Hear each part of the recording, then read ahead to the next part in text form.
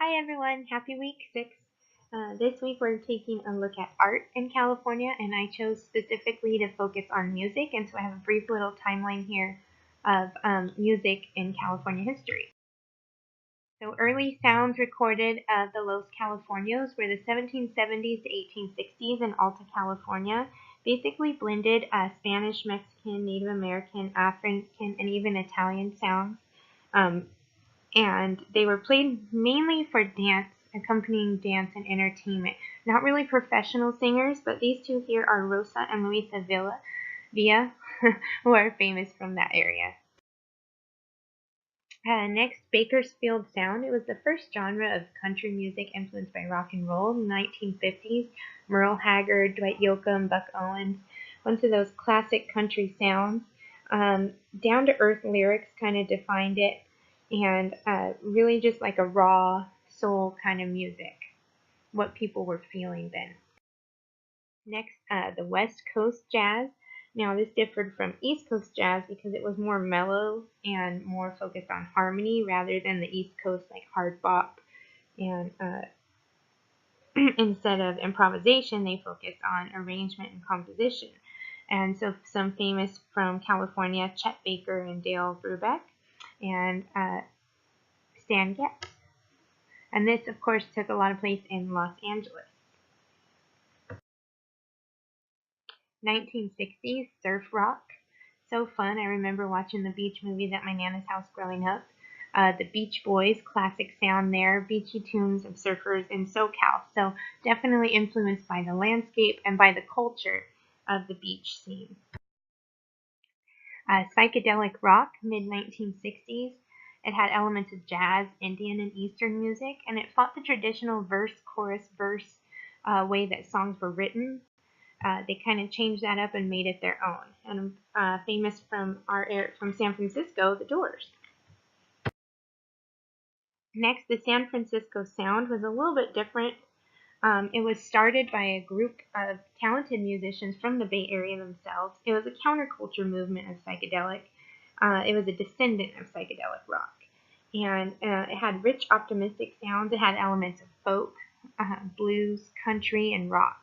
So a little bit of everything. And some examples of those are Grateful Dead and Jefferson Airplane.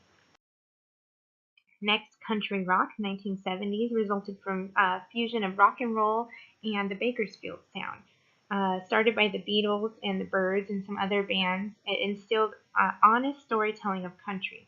So think of Joni Mitchell, Jody Baez, and the Eagles. Glam metal. This is kind of cool. It's a mix between glam and hard rock with theatrical performances. It started in LA on the Sunset Strip, 1980s, and some famous ones, Motley Crue, Quiet Riot, and just looking at their makeup and fun hair there, must have been some good shows. I definitely think that combination of glam rock and hard rock would have been cool to see. Next, West Coast, hip hop, 1990s, 2000s, uh, Dr. Dre, Snoop Dogg, Tupac, a lot of the originals that influenced today's rap music. Originated in LA. It was an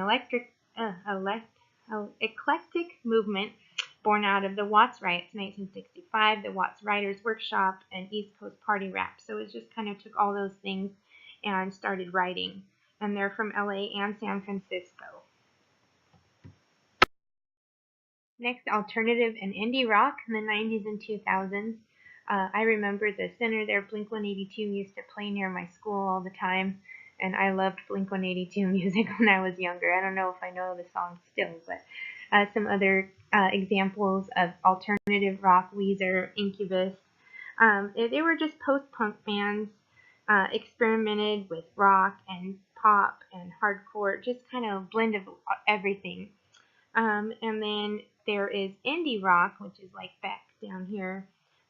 This is a little bit quieter, more low budget, kind of a spin-off of alternative rock. And I believe that was it about all that I have now. Now there's a big influence in California on like music festivals. I know Stagecoach is coming up in the Coachella Valley.